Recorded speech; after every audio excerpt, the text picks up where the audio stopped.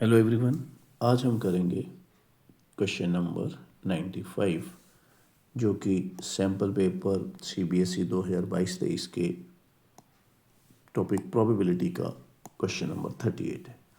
चलिए स्टेटमेंट को रीड करते हैं। There are two anti aircraft guns named as A and B. The probabilities that the shell fired from them hits an airplane are 0.3 and 0.2 respectively. Both of them fired one shell at an airplane at the same time. First part, what is the probability that the shell fired from exactly one of them hit the plane? ठीक है भाई, तो हम ऐसे मान लेते हैं कि ए का जो है हिट करने की प्रोबेबिलिटी है 0.3 और बी जो है उसके प्लेन को हिट करने की प्रोबेबिलिटी है 0.2। अब आते हैं फर्स्ट पार्ट की ओर। फर्स्ट पार्ट में देखिए क्या बोला गया है कि exactly one of them hit the plane. Exactly one मतलब ए ने हिट किया है तो बी ने हिट नहीं किया है, या फिर और बी ने हिट किया है ए ने हिट नहीं किया है। तो ये है एग्जैक्टली का मतलब एक ने हिट किया है, ए ने हिट किया है तो बी ने हिट नहीं किया, इसलिए बार लगाओगे।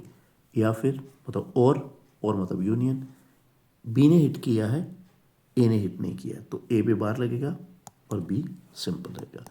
अब क्योंकि ये म्यूचुअली एक्सक्लूसिव इवेंट्स हैं तो इसलिए यहाँ पे एडिशन लॉ जब हम लगाएंगे तो ऐसे लिख सकते हैं।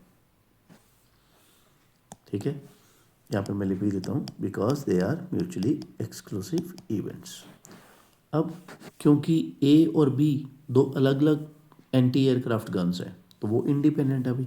ठीक है, तो इसलिए इंडिपेंडेंट होने की वजह से मैं इनको ऐसे लिख सकता हूँ P A into P B bar P of A bar into P B. किस वजह से?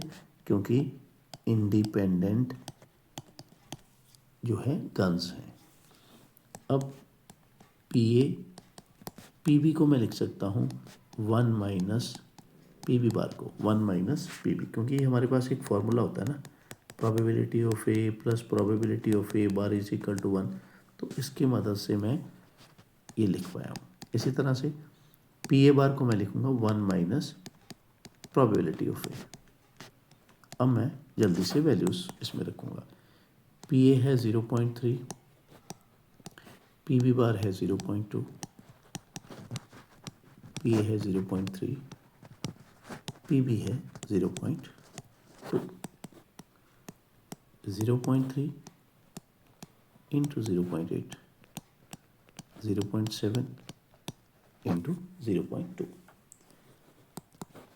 यह आ जाएगा 0.24, ये 0.14 और ये बन गया 0.38। तो इस तरह से ये हो गया हमारा फर्स्ट पार्ट। अब बढ़ते हैं नेक्स्ट पार्ट की ओर। If it is known that the shell fired from exactly one of them hit the plane, तो यो चीज़ हो चुकी है, उसको हमने लिखना है नीचे। तो मैं भी यहाँ पे लिख के बताता हूँ कि यहाँ पे देखिए क्या है प्रोबेबिलिटी। मैं क्या करूँगा, मैं ये जो चीज़ हो चुकी है उसको लिखूँगा मैं नीचे। नीचे मतलब क्या कहा था उसने कि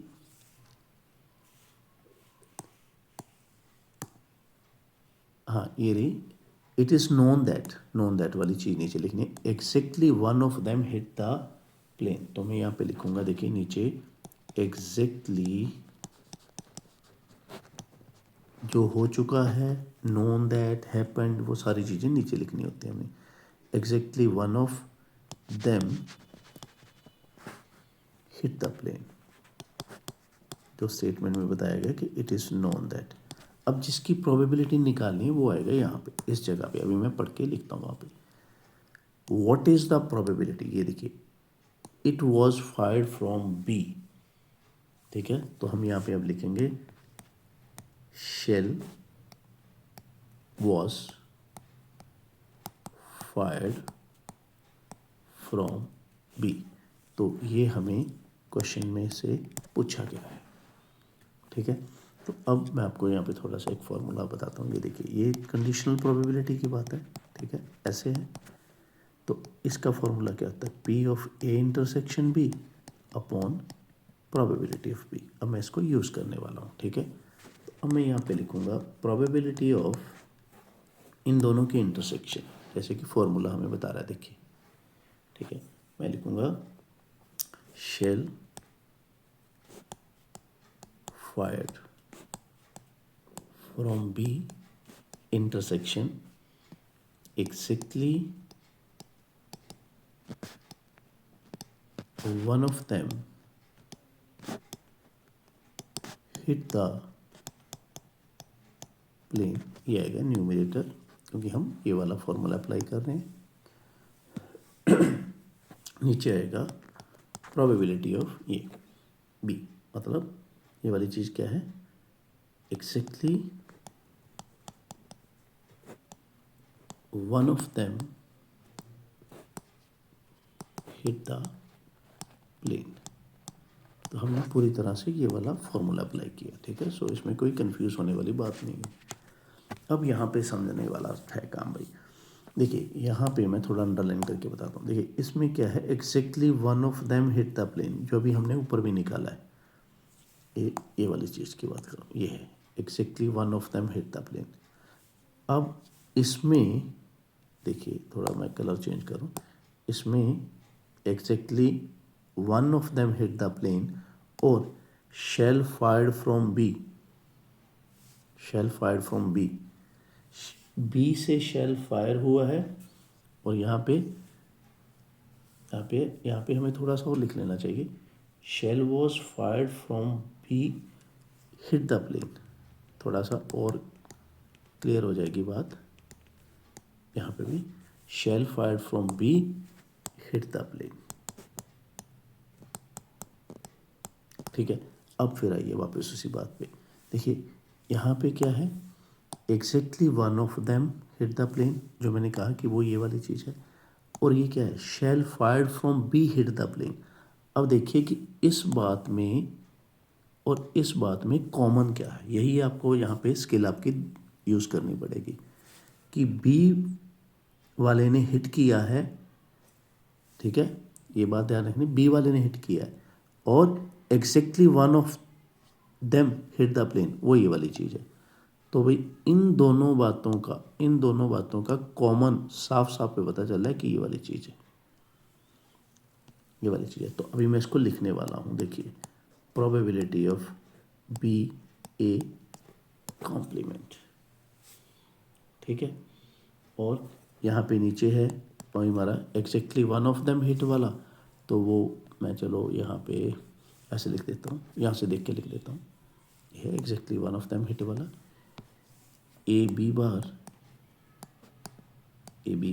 यूनियन ए बार बी। अब इनकी वैल्यू निकाल लेते हैं। Probability of B into probability of A bar, इसको मेरे को नहीं लगता कि दोबारा करने की ज़रूरत है, क्योंकि ये हमारे पास बना बनाया पड़ा है। So why should we waste the time, इसको यहीं से कॉपी कर लेते हैं। पी बी और पी ए बार भी हमने निकाला हुआ है, देखा जाए तो ये रहा, यहाँ पे देखिए, आप ध्यान दीजिए, P B into P A bar क्या था, 0.14, ठीक है। क्योंकि ये सारा हम कर चुके हैं, तो दोबारा करने का कोई लॉजिक नहीं है, ठीक है। हाँ, लगाना अच्छी तरह से वैल्यूज़, जो अगर आपने कोई कैलकुलेशन पहले कर रखी है तो वहाँ से कॉपी करके आगे चलते जाओ। दोबारा कैलकुलेशन पे टाइम नहीं वेस्ट करना हमने। तो ये देखिए, ये हो गया हमारा सेकंड पार्ट। तो इस तरह से ये वाला क्वेश्चन हमारा यहीं पे फिनिश होता है, ठीक है। जल्दी हम जो है केस स्टडी की जो है सेंचुरी पूरी करने वाले हैं, ठीक है। तो 100 क्वेश्चन तो आप समझ ही सकते हो कि कितने हैं। 100 क्वेश्चन तो बहुत ज़्यादा है प्रैक्टिस के लिए, ठीक है। तो 100 तो आई डोंट थिंक कि बहुत सारे बच्चे हैं जो 100 तो नहीं करेंगे, कम ही करेंगे। मगर अगर 100 तक कर लो तो भाई अच्छी खासी बात बन सकती है केस स्टडीज़ में, ठीक है। और फिर तो डर नाम की कोई चीज़ नहीं रहेगी अगर आपने इतने क्वेश्चंस कर लिए। अगर आप नए केस स्टडीज़ करना चाहते हो तो आपको दूसरी प्लेलिस्ट पे जाना पड़ेगा, जिसका लिंक एंड स्क्रीन पे मिलेगा आपको।